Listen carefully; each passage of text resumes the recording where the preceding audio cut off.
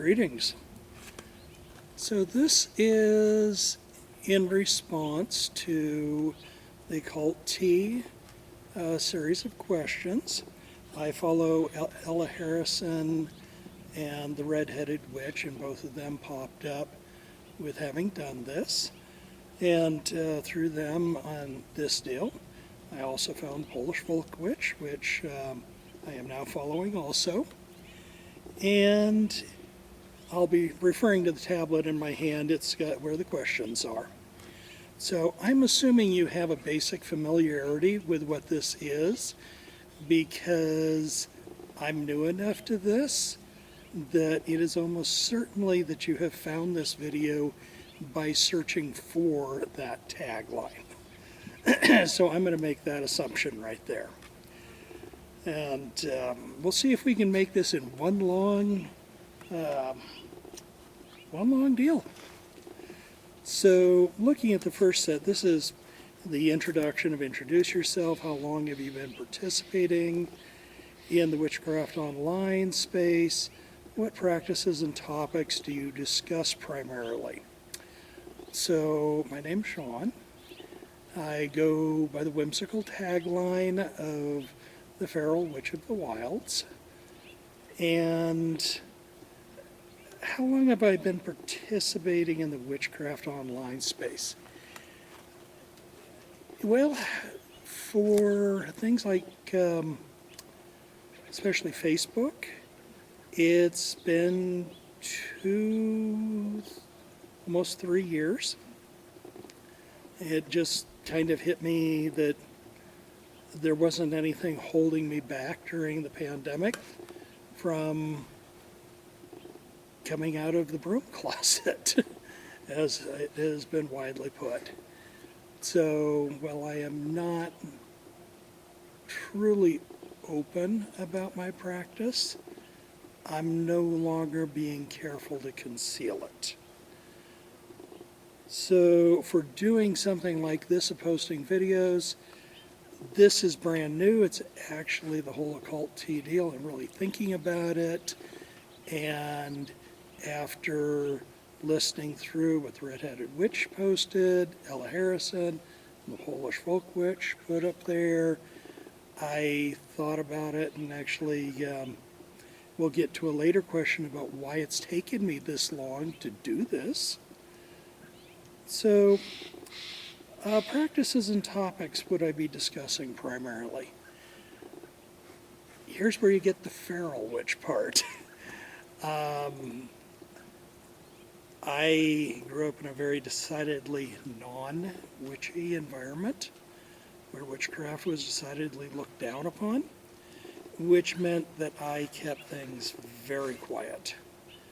And you couldn't check out a book at the local library without your parents knowing.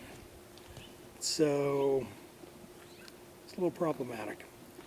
End result is practices. Really, I can't point to, like Ella Harrison's is German folk witch is what she's pursuing and all.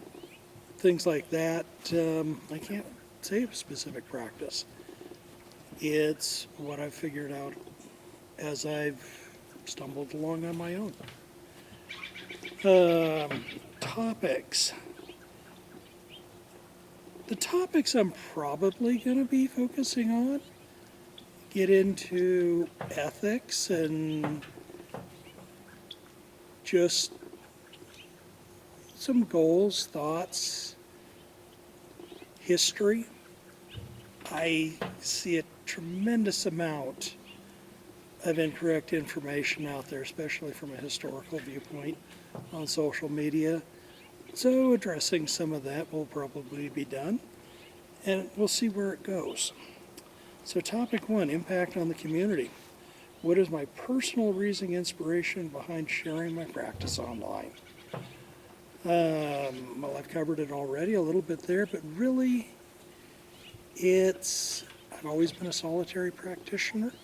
I don't really see that changing at a fundamental level at this point in my life. But it would be nice to connect more with other people. So we'll see. What am I looking to achieve by participating? Do I seek to educate, learn, or connect? Actually, all three. Definitely, I'm a natural teacher. I always like to learn. A little connection, especially more people who aren't on the firm path and everything. It'd be interesting to find out what other people have found for a path. And then also a bit of just forcing myself out of my shell. I mean, I've spent over 50 years being pretty quiet. I've deliberately been walking the path of a witch for about 4.5 decades. And it's only the last couple of years that I've been out in the least bit to talk about it. So that's a whole lot of ingrained keep your mouth shut time. My tablet keeps wanting to fade out on me. How do I believe social media as a whole has impacted the community? This is an interesting one for me because, remember, I didn't really see the community before social media because I had to keep quiet. Social media can have the advantage of helping people connect, but I also have seen a tremendous amount of factually incorrect information just taking off on social media. And a lot of it is just basic history that's very easy to look up from credible sources, but I guess people want to believe the Hollywood version. So, yeah. So overall, I think social media, for the community, I think social media's impact on the community is a lot like social media's impact on society as a whole. Net, I think it's a net zero invention. I don't think it has done a lot of good for people. I think it's done a lot of bad. And I think it can very easily take the place of actually interacting with people. So how do I think social platforms such as TikTok, Instagram, and YouTube have each impacted education, sharing information? Okay, I have no experience whatsoever with TikTok, so I can't say anything there. Instagram, really the only thing I use Instagram for is I follow a few close friends for what they might post there, a relative who only has an Instagram account, and then actually some comedians. So I don't really, I don't consume witchcraft related material at all on Instagram. I haven't sought it out because it is such a short format that I don't really see people being able to go in depth into anything. So, good old thing, timing out there. It says YouTube. I'm going to include Facebook. So Facebook has definitely, it's got a definite witchcraft community. And I have seen some really biased statements, a great deal of negativity. I've seen a few that seem to be trying to share good information, but overall it kind of reminds me of a bad junior high gossip center. YouTube. I think YouTube is the best of them from what I have seen. And I think that really has to do with a long video format, such as the occulty discussions that I have seen so far, which is just the 3 that I've already mentioned, and that's deliberate. I wanted to record mine and then go see what other people had posted. I think the long format that it allows, because those were typically around an hour or more, it allows a lot more in-depth and actually getting into nuance, and a whole lot of what I see witchcraft to be is nuance. So I think it's a lot better deal. The long format does allow for better connection, I think. Just connection, because Ella Harrison is in, Bavaria, is it now? The odds of my ever meeting her to hear what her thoughts are without YouTube is close to 0. For Johanna, hopefully I pronounced that correct, my apologies if I didn't, the Polish folk witch. What's the odds I'm going to get to Poland? I'm supporting horses. I don't exactly get to travel much, especially internationally. And by the way, yes, I do have my tea. Yeah, going to be very important as this progresses, because otherwise I'll start coughing and won't be able to talk anymore. So on education and sharing of information.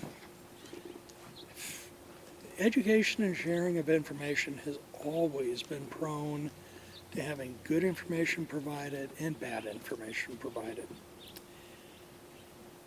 It used to be you had to get somebody to take your manuscript, publish it, and everything. So there was a certain censoring of information, good and bad. Where with social media, anybody can put it out. Look at me. Is consuming witchcraft content becoming a substitute for practice? For me, it doesn't, but I also don't consume very much of it. It's sporadic for me.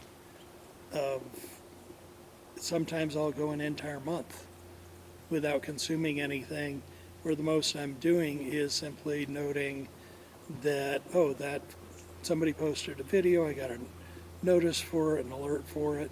It looks like the subject might be interesting. I'll save it to my watch later.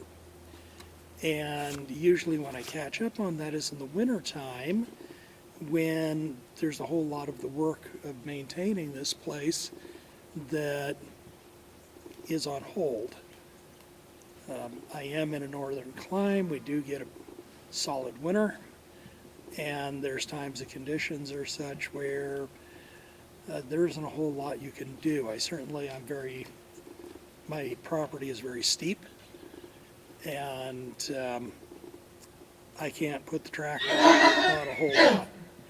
And what you might hear in the background there is one of my mares giving one of my geldings what for. The funny thing is, the two are boyfriend-girlfriend. But, and if you could see them together, you'd realize that, yes, that really is the best description for them. But she was giving him what for. Basically for simply standing on his side of the wall. So, let's see. Getting into the next one here. Topic 2. Influencer authenticity. Out of what I share on social media, how much of it is staged versus reality? Let's be realistic. It's all staged. All of it. Nobody is just, I didn't realize there was a camera there. I wonder if there's something that's worth posting. No, it's all staged. 100%. That's the reality. This is staged here. I looked at it and said, where do I want to record? I didn't want to record in the house. Then I looked at it and said, well, I plan to build this gazebo-like structure here, so why not start here? So I'm sitting out in a very nice area that means a lot to me with the camera set up, and I looked at it and said, I need to wait a little time later in the day. Really, I need to record either early in the morning or late in the day as we get through from now until the fall, because otherwise the sun is going to be blaring right in my eyes, and I'm going to have to wear dark shades. So, 100% staged. And that is something to always remember when you're consuming social media content. It's staged. So, do I think there is an element of censorship in online spaces? Absolutely. You better censor yourself or the community will censor you. And what you think might be appropriate, somebody else may not. And it may be only a small segment, but it can cause a lot of damage. I mean, consider I'm using my first name. I've given you a general geographic area in my intro. I'm not going to use my last name. Why? Because, well, the place I work would have a great deal of difficulty firing me for doing this. It could cost me promotional opportunities. It could cost me a lot of basically harassment in the workplace. The USA is officially not a Christian nation. Officially it's secular. It is a very strong Christian majority. And a whole lot of those people view witchcraft extremely negatively. So it can cost you. So yeah, right there I'm censoring, self-censoring. How do I decipher what is appropriate to share online versus what to keep privately? I look at it this way. Assume that if I'm comfortable with it being splashed across the front page of the local news media, okay, that's appropriate to share. If I am adamantly really not going to like having that splashed across the headline, probably shouldn't share it. Some things that are deeply personal. You're never going to see a photo of my altar. You're just not. In the between there's the gray area of where I can look at it and say, okay, this could cost me some problems, but it's not going to get me fired.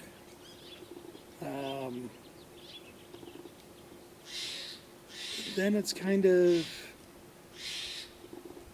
what's my risk tolerance? So, yeah, it's sad that we have to think that way. Is this based on social media etiquette or personal preference? For me, it's personal preference and maintaining the ability to financially support my loved ones, which, granted, my loved ones have 4 legs, but they're still my loved ones.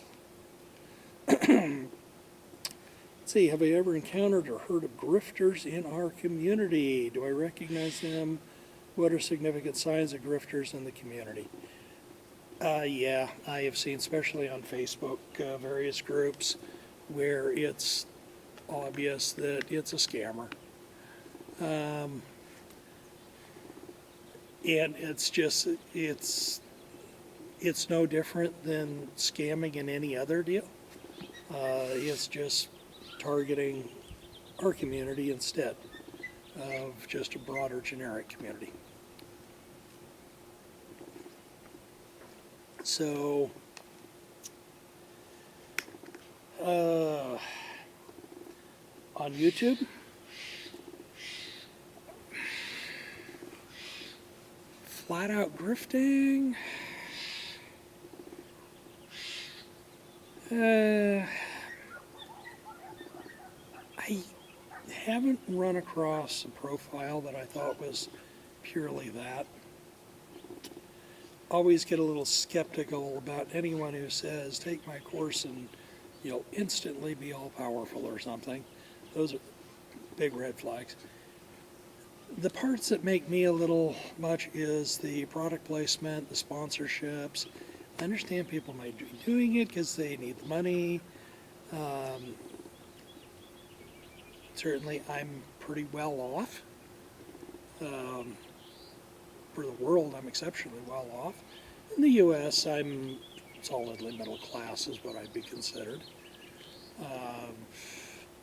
But I understand that there's plenty of people who they're going to be hard put to turn down the monetary gain of somebody saying, hey, you've got a bunch of followers. We would like you to talk about our product. Whether that's as a, hey, sponsored by such and so product, or somebody giving kind of a commercial, essentially, for the product. I actually stopped watching one individual because there was too much of that. So, what tools are helpful to decipher misinformation, and how can we as a community prevent widespread misinformation? So, helpful tools.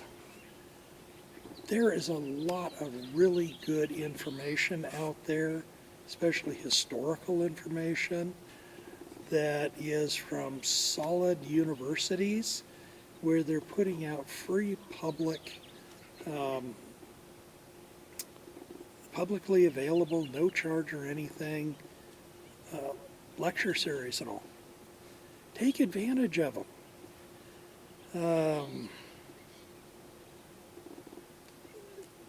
They can help also, not just information, but sometimes they'll address where misinformation, things that have been discredited, that were once thought to have merit. So I would say helpful tools is what you got between your ears, tied to your fingers, or however you conduct your searches, and look at who's posting this information. And then listen to it and realize it may contradict something that you really want to believe is true, but isn't. One classic one I hear in the USA is people talking about how their great-great-great-grandmother was a witch in Salem, Massachusetts in the 1600s and was burned at the stake. I have seen that come up lots of times. Apparently a whole lot of people are related to people that were murdered in the Salem witch trials. And I do say murdered. But here's a problem with that. We know the names, we know when, we know how they were executed. None of them were burnt at the stake. All but one was hanged. The information is readily out there. There's even a big festival in Salem, Massachusetts every year, and a whole big deal. I've never been there, but I've read about it. there is absolutely no reason for someone to be spouting off something like that. And there's a whole lot of misinformation, at least in the U.S., about the European witch hunts. And that it doesn't take much research to find out it's wildly inaccurate. So what can we do as a community to prevent widespread information? One, be gentle in correcting people. Blasting people is not how you teach people. Because, especially when somebody wants to believe something, they will find all kinds of reasons not to believe something, even if what they believe is inaccurate and what is being presented to them actually has solid research by credible researchers backing it. But I think it's be willing to talk to people. And I suppose that's one of the reasons I'm doing this, is the idea of helping get misinformation out of the information sphere. We'll never get rid of it all.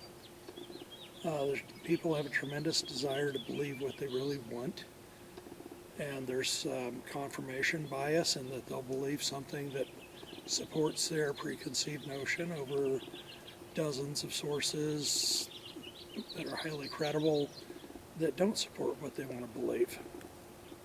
So, yeah, and to a certain point, I'm probably going to be in this media with, assuming I even ever get anyone to watch these, which is a big assumption, is probably going to be a bit of preaching to the choir. So, let's see. How does a large following impact the perception of the creator? Does this immediately make them an, quote, expert? Or are there other assumptions as to why they may have a large following? I definitely do not see a large following as being related in the least to someone's credibility. Because sometimes a large following means they are credible, they're an excellent teacher, and people follow them because they're getting high-level university detail information presented by this person. Other times people are following them because they just are a really slick presentation, and they're visually appealing, because let's be real blunt about it,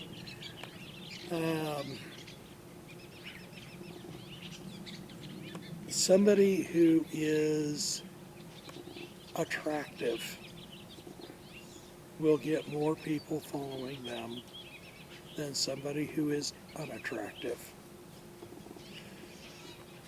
Somebody like George Clooney is going to have a whole lot more people following him than I will ever see following me, simply because by at least Western world standards, the guy is pretty attractive. He's handsome. Very noted as that. Routinely gets reported on. And actually, this holds true whether it's male or female as a viewer and male or female as a presenter. People are automatically, it's ingrained, there's been research on this,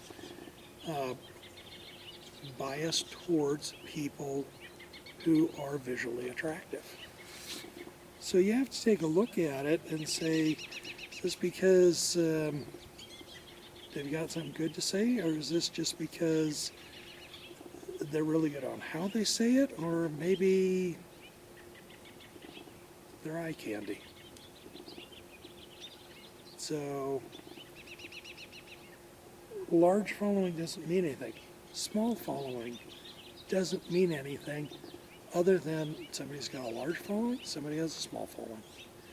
Somebody could be really good information, but they don't really, their presentation's a little dry, maybe very high level, at a level beyond what most people are interested in getting into. I've known a whole lot of university professors who had really great knowledge to share and absolutely no ability to share that information. And that can hold true for a whole lot of areas. To be an effective teacher, you need to have something to share and then have the ability to share it. Either one of those is gone, you got a problem, and you end up substituting flashiness and just a good con job.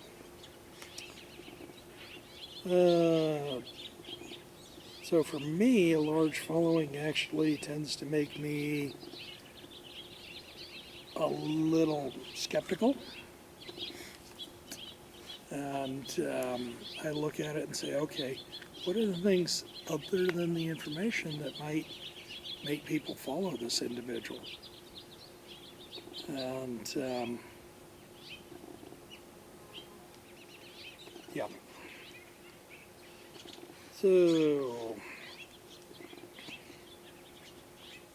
how does one maintain the balance of authenticity and content creation? Well,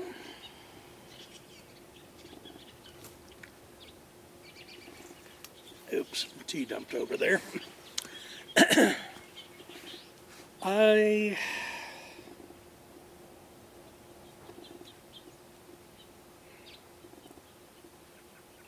One way I would say is don't try to create content too often. When a balance between your practice and content creation, that balance should always be heavily weighted in your practice.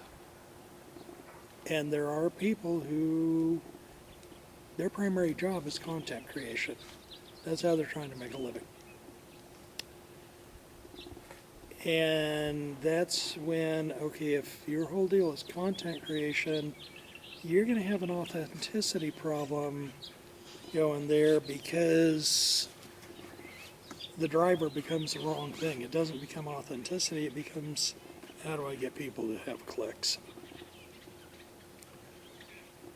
So I really would say for every hour that you do creating content, you should have several hours working on your practice. And that's not watching other people's content. That's maybe reading histories, reading information about various practices to gain perspective on other practices, to definitely working on your own.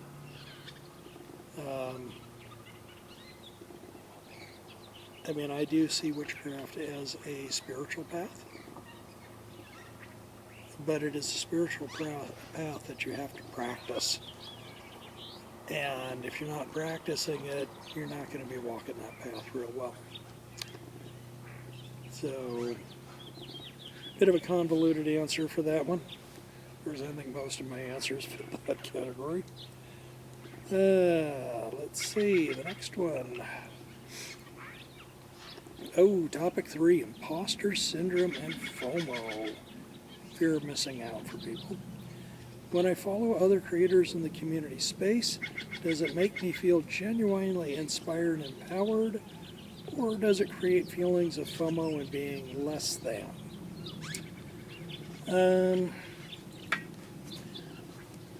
Just because of my personality, I have never been one to experience FOMO, fear of missing out.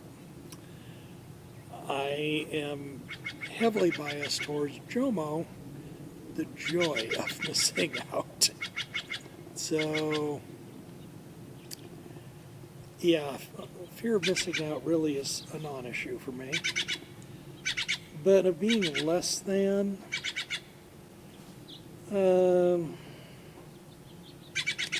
this kind of jumps into some of the stuff below for imposter syndrome. There's times that, yeah, I do look at it. I look at people and I say, they're Appalachia folk magic, they're German folk magic, witch, Polish folk witch. They have all of these historical deals going back hundreds or thousands of years. And then I look at me of, okay, I didn't have that. I was an adult when the internet was released upon the world as the cancerous virus that it often is.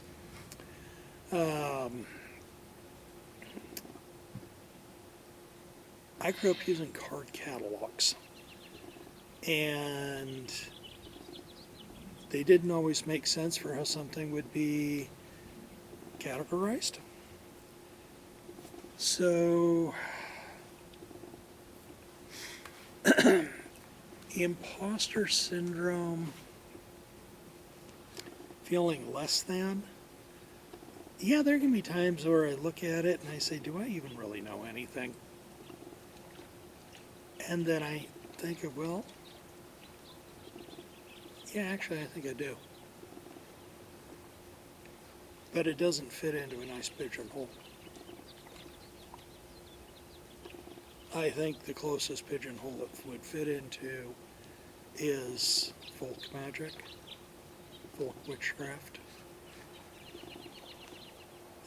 But you can't really put a label on it for which flavor is it. Hence the reason I say a feral witch. So, which is my sense of humor showing through.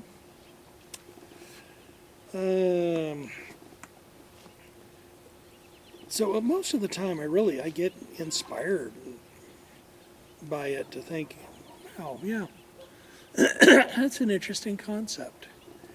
And I'll see people presenting stuff and saying, yeah, I know that, I figured it out on my own. And here somebody's talking about it who I've never had any interaction with. So it actually gives me a sense of feeling of, yeah, I actually have figured out stuff on this all by myself. So, if I experience FOMO, has it ever left me feeling vulnerable to be taken advantage of financially or otherwise? As an example would be the, quote, need to purchase the latest popular product or book to, quote, fit in. Well, I don't experience FOMO. And I cringe at how people say, well, I got to buy this. I have to have this specific altar item. And I look at it and I can tell them, okay, you don't need anything. Anything on your altar it's simply something that you want. It can help you focus. I like candles because candlelight just helps me get into the right mindset. But you don't need them. Sorry, here my sinuses are running a little bit. And I said that I was going to try to shoot this all in one deal, no clips, So even though it's staged, to get it as authentic as possible, so you're seeing the real me, warts and all.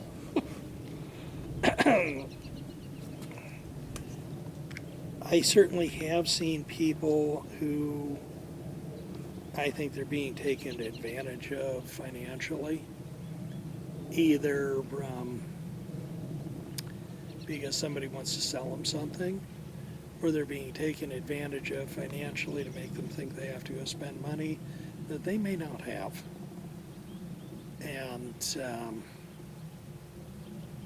that's not a good thing. Even if the person taking advantage of them does not directly financially benefit, they're probably still getting a emotional kick over the idea that somebody went and spent money to do what they said they had to do. I've definitely known people like that. I have a family member like that. It's not a very healthy thing to do for either party. So, when practicing my craft, do I find myself comparing what I do to what I've been seeing people do online? Not really, because I realize everything that I see online is staged. So I take it with a bit of grain of salt and realize that somebody may have done multiple takes to get what they have. I mean, it's common to see, you can see the clip points. Most people don't make a big deal of trying to hide them. Usually it's just a hard jump. People don't even usually try to fade them in or out.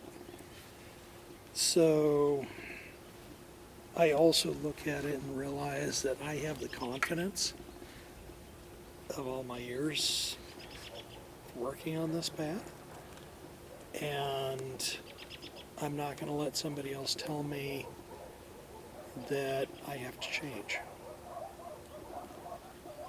And yet, the irony of also at times feeling like an imposter. Of do I know in the least bit about what I'm doing? That's one of my horses playing in the freshly filled water trough, emptying a whole lot of the water that I put in there, which is why his water trough goes down so quick. It's not because he's drinking it. He's drinking it, and he's also playing with it and dumping it. Okay, in what ways do I combat imposter syndrome?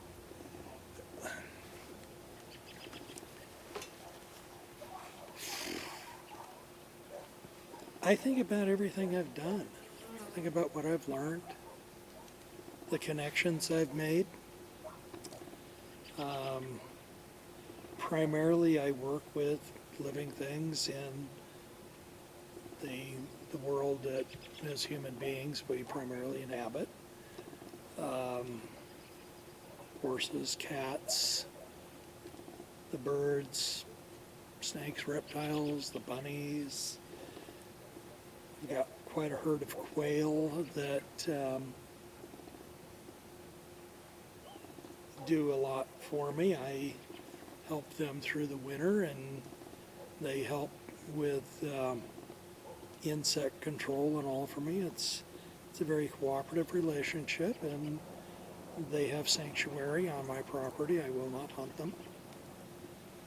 And it works out very good for them and for me. Then it's also the plants. As I said, I have a hobby farm.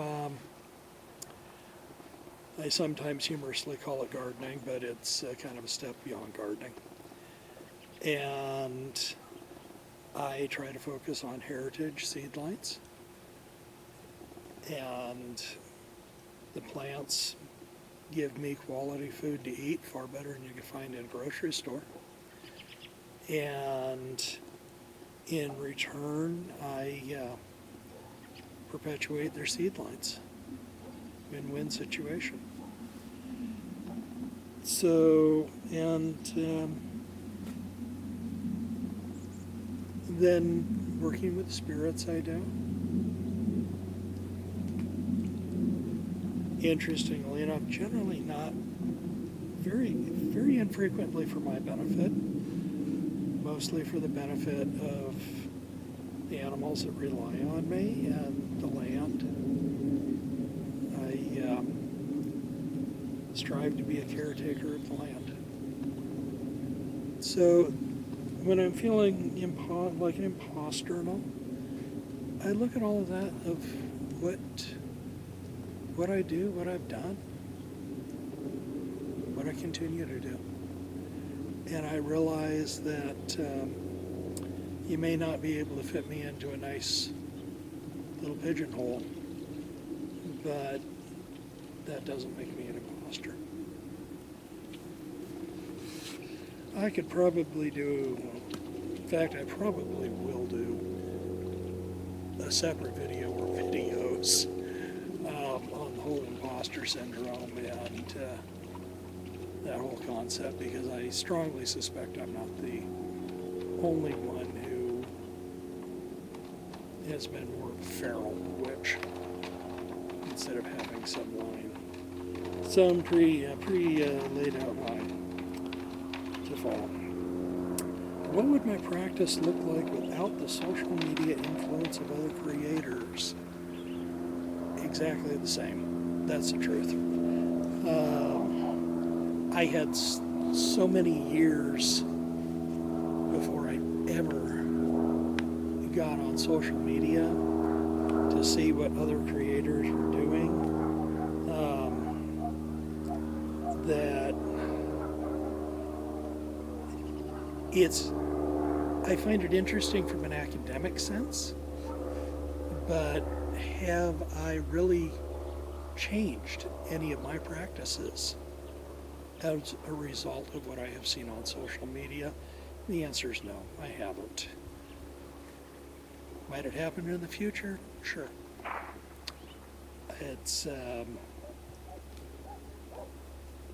But I'm not looking to what I see on social media to guide my practice, change it. A lot of people are. That's very obvious.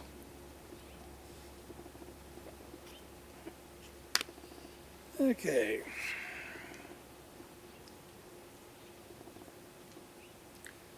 Topic 4, capitalizing off community.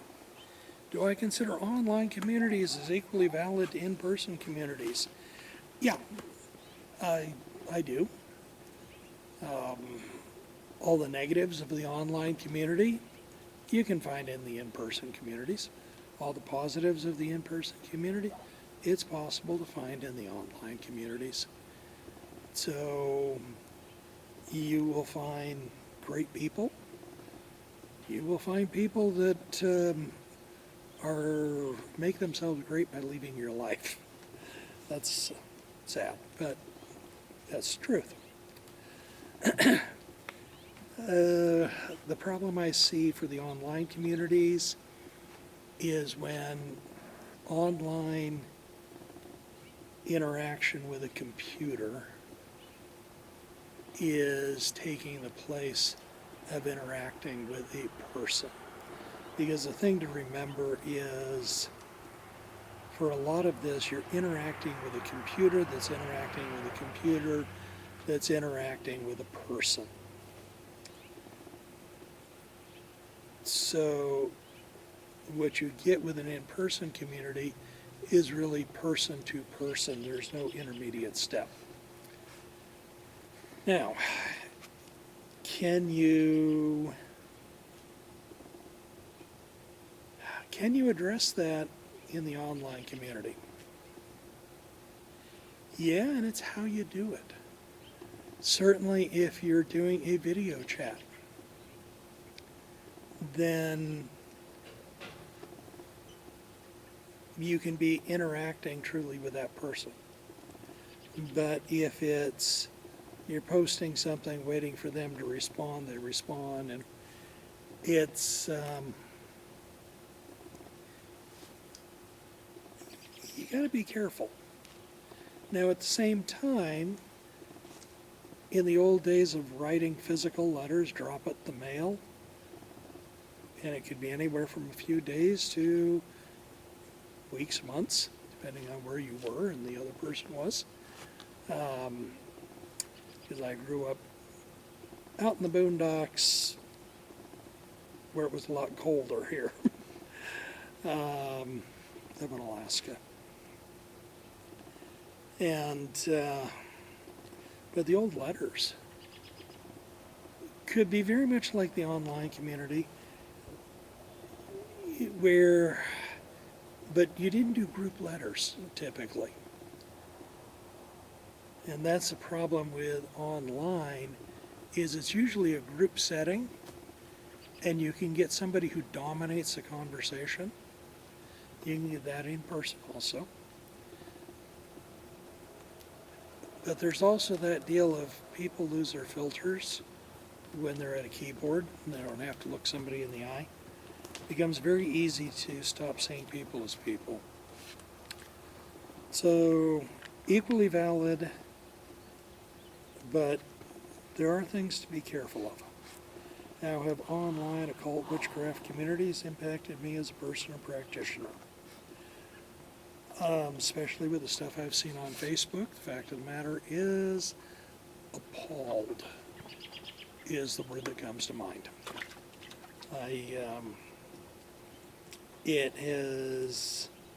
just flat left a number of groups, and simply because of the rampant misinformation, rampant sexism, bad information. People, they wanted, give me a recipe for doing such and so. Okay, witchcraft isn't a recipe, folks. But you couldn't tell them that. Also, a whole lot of them where it was some pretty vicious discrimination against certain groups. Leave it at that. So, certainly seeing that has left me very much saying, good grief, where'd this come from? And where a lot of it came from is what I call Hollywood witches. People see it in the movies, they want to do it, and they don't realize the reality of it. So,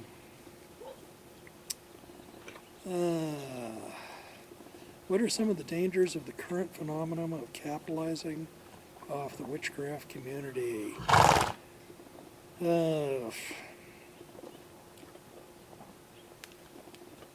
Turning it into just another scam environment where everything is assumed to be a scam,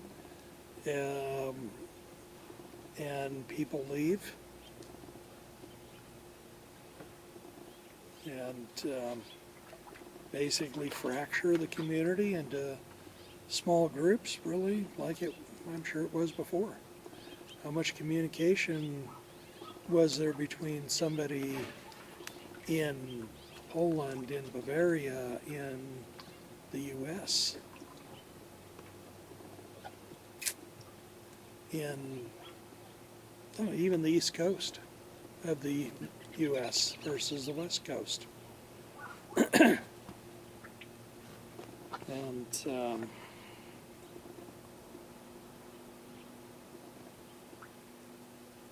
so I see the potential, fracture of make a buck off from it until you break it. And you get the Hollywoodization of the community. Hollywood is not in the business of educating people. It is not in the business of getting people to understand each other. It is in the business of making money. And it does that by producing media that people want to pay for, whether it's to watch or listen. So I see that as a danger. Probably going to hear some vehicles in the background and people are starting to move around at the end of the day. Not as much as a weekday, but still there. Have I been personally affected by this, or have I witnessed someone else be affected? Certainly it's caused me to decide to not continue consuming some channels, because the product placement and everything was so blatant that it was, okay, I'm not interested in watching an ad for something that the person might not even use, or something they're simply being paid to promote. Should there be paywalled communities and online courses?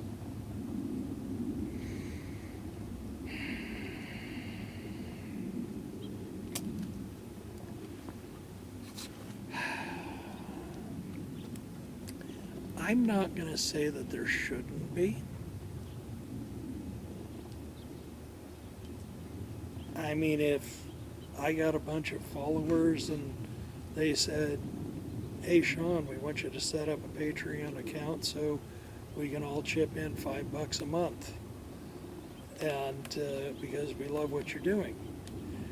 Reality is, yeah, if I have a whole bunch of people saying that, I probably would set it up so if they want to do it, they can. I personally would not put content behind a paywall, but that's because I'm not doing this to make money. I'm not going to turn down if people want to willingly donate, but I also realize that the vast majority of the world, they're going to have a hard time doing $5 a month. But they might have access to an internet connection by various means. And if they want to consume what I post, I want them to be able to. So that's me. So I'm not going to say there shouldn't be paywalled communities and online courses. I'm probably never going to participate in one, either as a consumer or as a presenter. I rather liked, it's a bit of a drive for me, but there's the Northwest Pagan Fest in Spokane, Washington State, not the capital. No cost to the people who want to show up, wander around at Spokane Community College in September, Saturday in September, around the equinox. So it's what, this coming fall will be the third time they hold it. And it's great, it's fun. And it's a chance to be in a much more comfortable environment than I often am. And it's not paywalled. So that type of thing I'll participate in.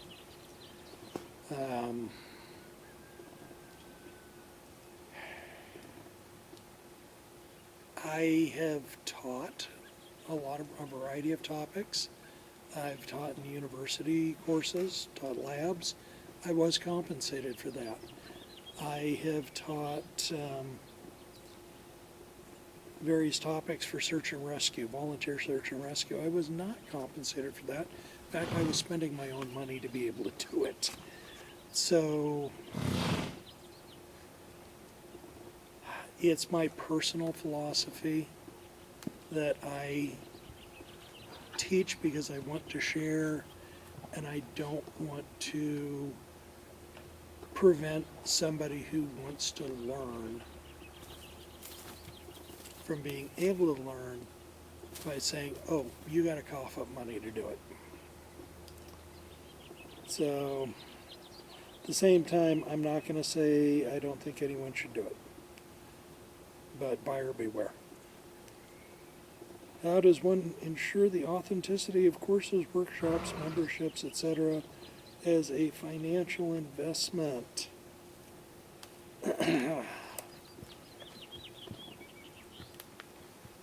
Yeah, that's a problem. So let's say I decided that I was going to do one of these things that I had to pay for. I'm going to, for what I would look for, I'm probably looking for something that is headed up by an academic researcher with solid publications, peer-reviewed articles and all. If it's somebody that has just, they've got a following on the internet and everything,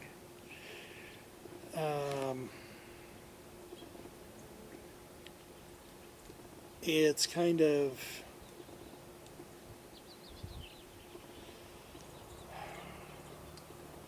what credentials do they have?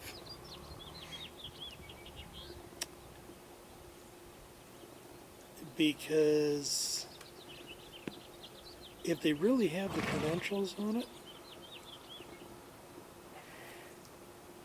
where'd they get them? Is it simply that they read a lot of books? Have they done any primary research? Most people are not going to be in a position to do primary research. The most they're going to be doing is reading and then regurgitating.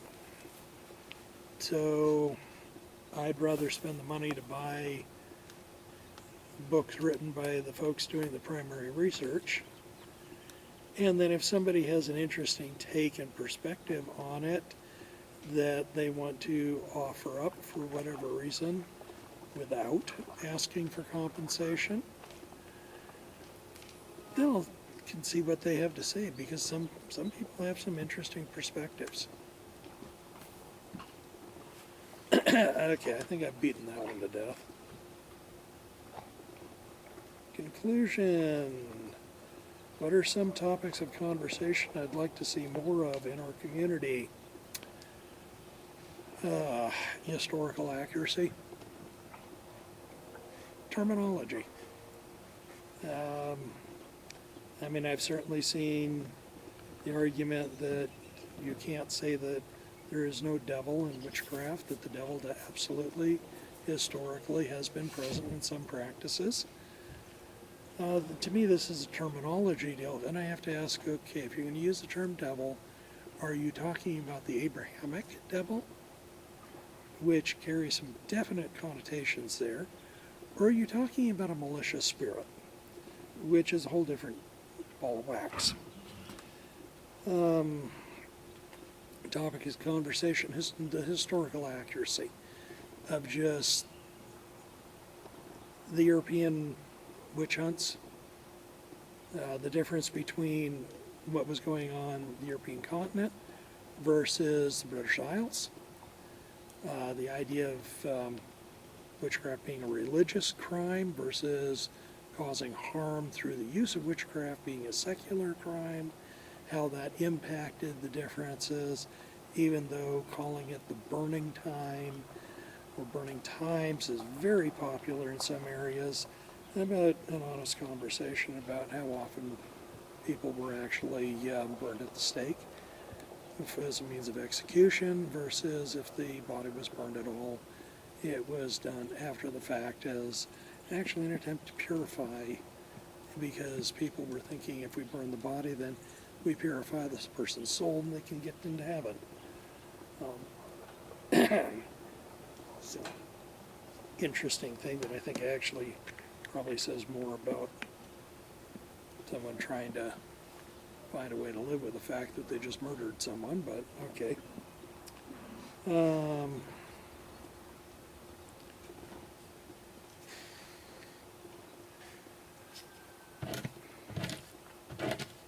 So yeah. Where would I like to feel? Oh, what are my community needs?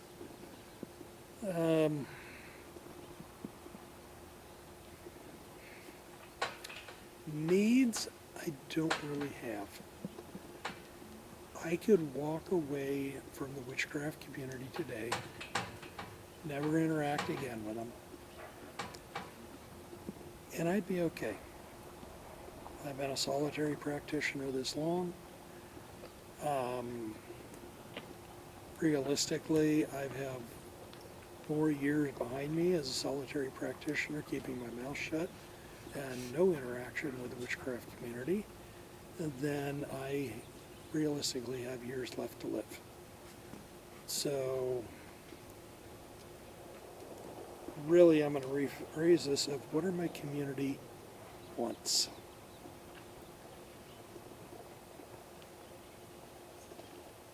More factual information, more honest conversations, more willingness to say, we're not going to put the witch trials of the 1600s in Europe into a perspective of modern feminism and tear down the patriarchy, which I don't know about other parts of the world, but is definitely strongly present here in the U.S. So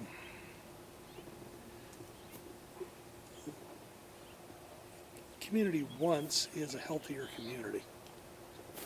And while parts of our community I think are healthy, I think there are very definitely parts that are not. Where would I like to feel more held and supported?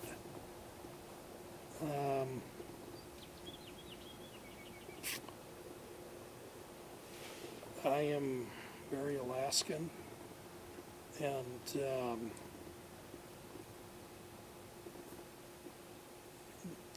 to a certain extent, I don't like to be held and supported. It's actually it's a bit of a pathology, but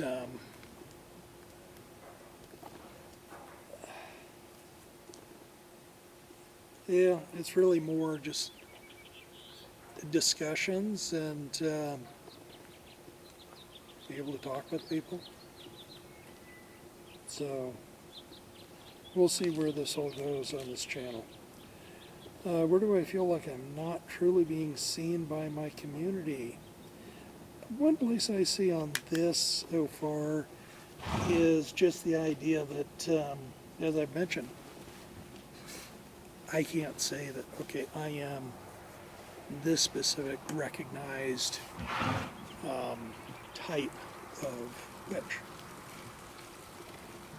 I would say folk witch probably covers it best, but I'm a feral one because I had to learn on my own.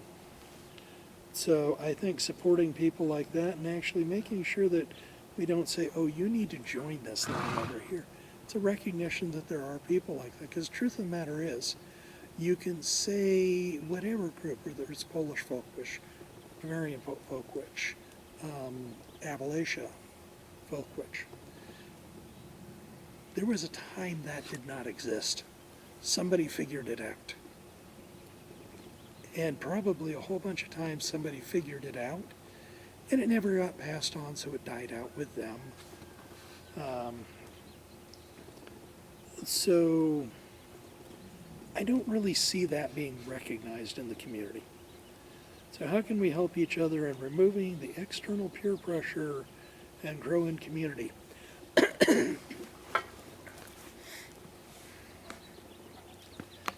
I think tough love. When you have the people who just flat out, they're just flat factually historically wrong.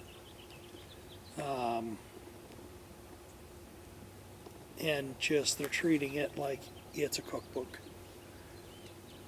I think a willingness to really say that's not the correct path. In fact, that's not even really a path.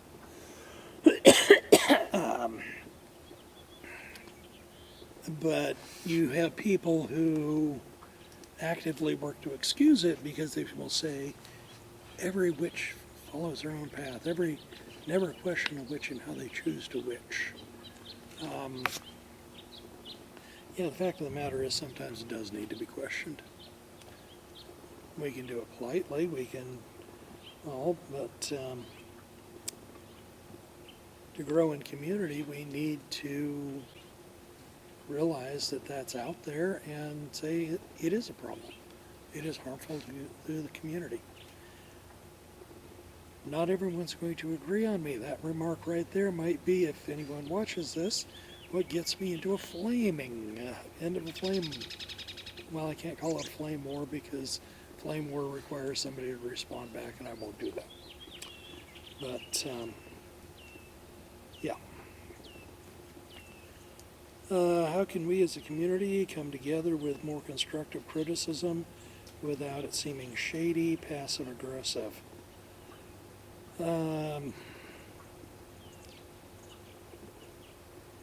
Don't facilitate people spouting off just factually wrong information.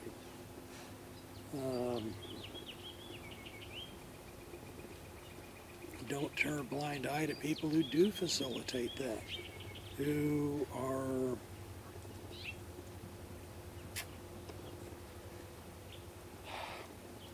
in it for the aesthetic, not for the path.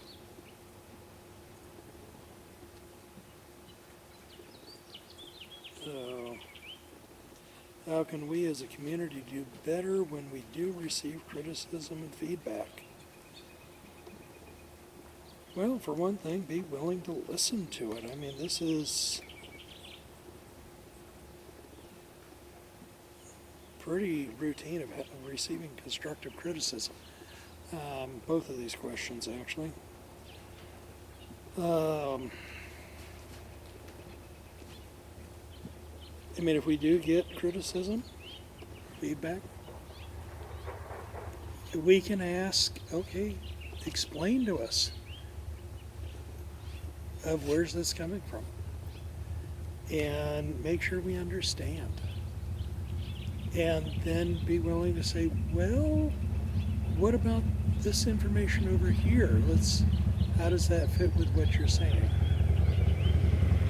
Do we have something where we maybe have a couple of primary sources that are in conflict? Well, that becomes a question of, okay, has there been subsequent research that points to one of those two views being incorrect?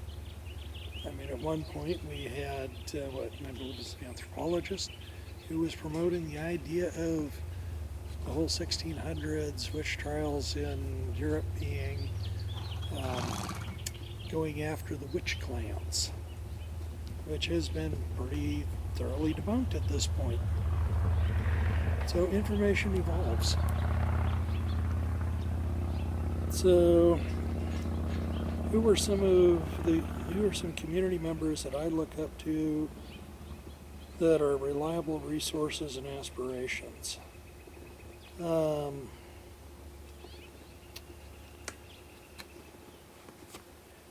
Well, look up to is the wrong word. To say that they have given me some interesting things to think about that has caused me to go and say, well, let's look into this. Ella Harrison, certainly. Red-Headed Witch, which I can't remember her name right now, through this recent deal, the Polish folk witch, Joanna.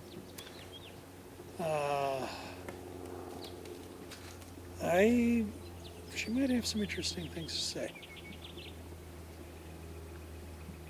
My whole viewpoint, I'm very much a trust but verify guy. It's,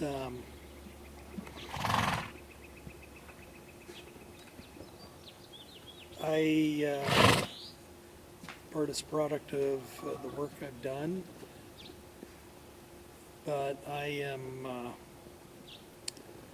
don't tend to take things at face value. I want to dig in and see what's behind this. So when it says community members that I look up to that are reliable resources and aspirations, it's not that I don't think they are reliable or worth generating aspirations and all. It's just they're people that I find give some interesting thoughts that make me want to say, okay, let's go look into this, dig into this further. And one of the problems I have is I am sadly monolingual, which means that there's plenty of resources available in Europe, which my family is originally from Germanic and based on the oral history, Germanic Celtic, Central Europe, and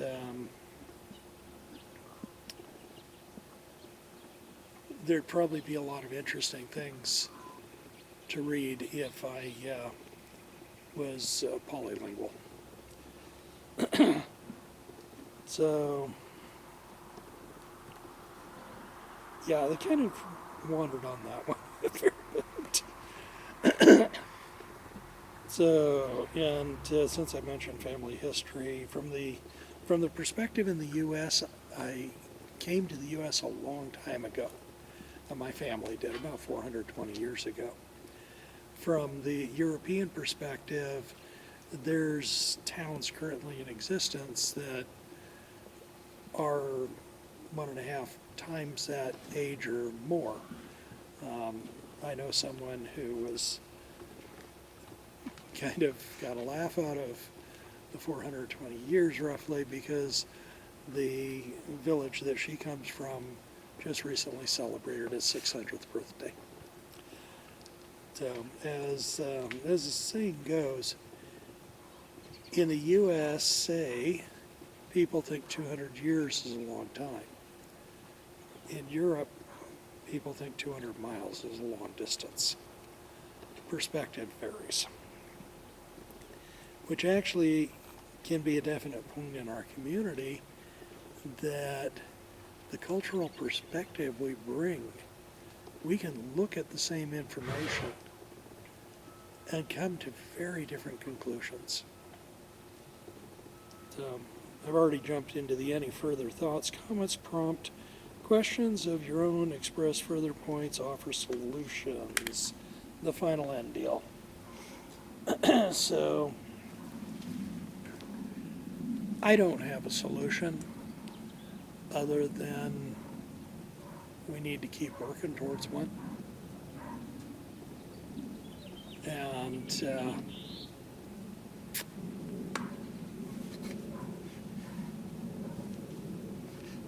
I'm not sure we will ever find a solution that solves all problems.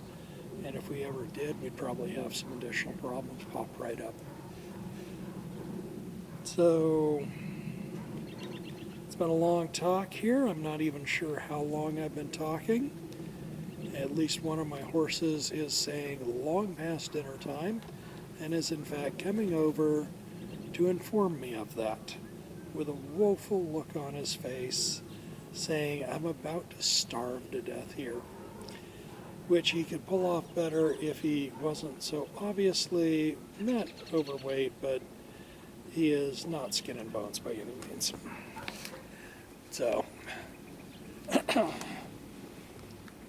I'm going to call that a wrap. And certainly if you do listen through on this and you have areas that you say, well, have you thought about what's your response here? I will certainly be looking at comments. I've got a Gmail account that I created to go along with this. And so long as I don't get blown up with spam and everything, I plan to actually go through that, read that. And if it does get blown up with spam, I'll have to see how I can manage it to make it reasonable to get the worthwhile gems. So, may you have a very blessed day. Good day.